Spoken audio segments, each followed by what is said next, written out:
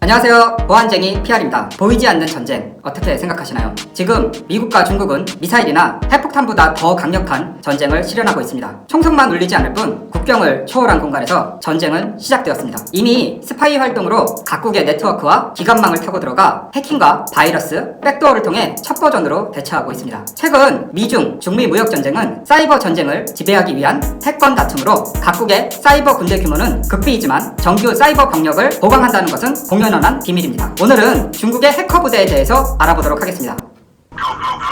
해커 부대의 창설은 지금으로부터 22년 전 1997년입니다. 인민해방군 총참모부에서 건의 한 건이 올라옵니다. 컴퓨터 바이러스를 침투시키는 전략이 원자탄을 사용하는 전략보다 더 효율적이다. 앞으로 22년 후를 정확하게 내다보고 한 이야기 같아 소름이 돋습니다. 이 안건은 당연히 채택이 되었고 중국 중앙공사인민위원회가 4월 100명의 정예요원으로 첨단 전쟁 전략을 일환으로 한 컴퓨터 바이러스 부대를 창설합니다. 중국 해커 부대의 목적은 단 하나, 유사시 적군의 군사령부의 통제 시스템과 컴퓨터망을 교란시키고 컴퓨터 바이러스를 침투시키는 것이 주요 목적이었습니다. 그로부터 2년 후 99년 10월 인민해방군 기관지 해방군보는 역대 최대 규모의 인터넷 공간에서 전쟁 훈련을 성공적으로 마쳤다고 보도하여 세상의 주목을 받기 시작합니다. 전쟁 훈련 내용은 적의 군사 및 민간 사이버 공간에 출몰하여 전자 공황 상태를 초래하고 시스템을 파괴하는 것이라고 합니다. 이와 같은 사이버 훈련은 같은 해 99년 5월에 코스보 전쟁에서 자극을 받았으며 당시 유고가 해킹으로 영국 기상군을 마비시키는 바람에 나토 기상정보 전달을 제때 받지 못해 공습을 취소해야 했던 사건을 모의 전쟁 훈련으로 완벽하게 재현합니다. 사이버 군대 규모는 극비이지만 지금까지 알려진 인민해방군 7대 군부 중 베이징 군부와 광저우 군부, 진안 군부, 난징 군부, 상하이 61398 부대 등의 사이버 군대를 운용하고 있으며 약 30만 명의 엘리트 해커를 지니고 있다고 추정하고 있습니다. 부대마다 특별한 대우를 받는 고급 인력이 배치돼 있으며 중국 국방부는 우수 요원을 선발을 위해서 MIT 등 미국의 유학한 고급 인재들을 파격적인 조건으로 채용하고 사이버 전쟁 요원으로 양성합니다.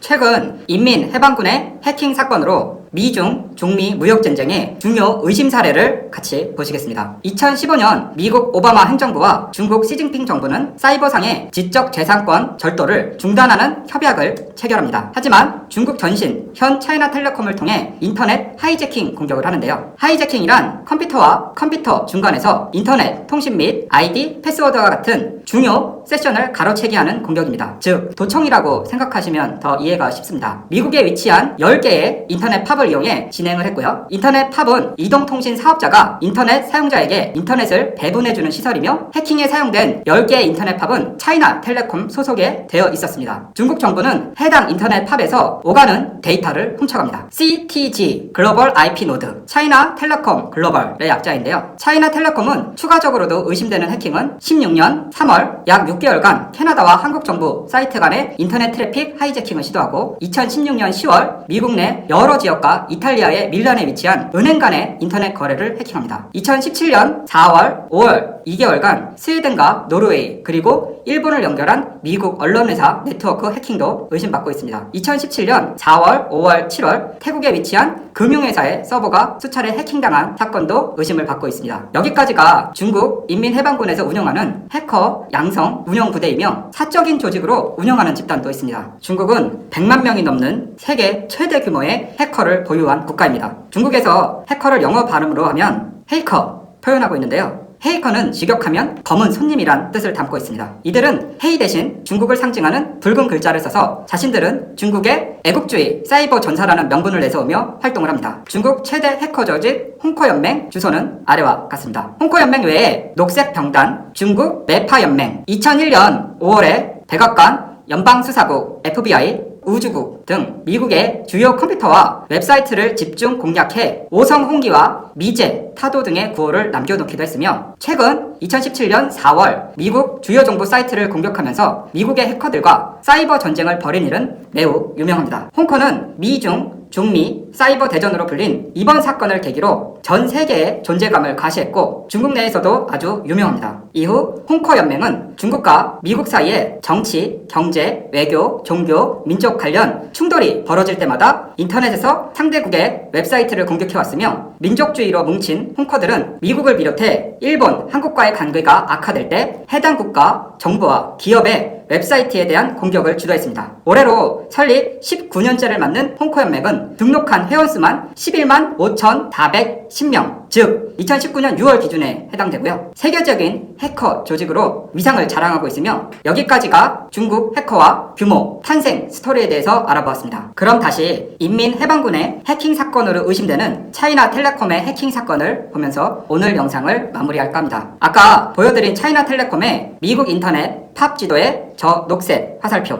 미국 지도에 빨간 동그라미 10개만 보셨나요? 우리에게 더 중요한 건 저 빨간 동그라미보다 녹색 화살표에 작은 글씨일지도 모릅니다. 뭔 개소리냐고요? 전체 사진을 보면 저 보안쟁이 PR이 무슨 이야기를 하는지, 어떤 이야기를 하고 싶어 하는지 더 빠르게 이해가 되실 겁니다. 전체 네트워크의 통신은 모두 이어져 있습니다.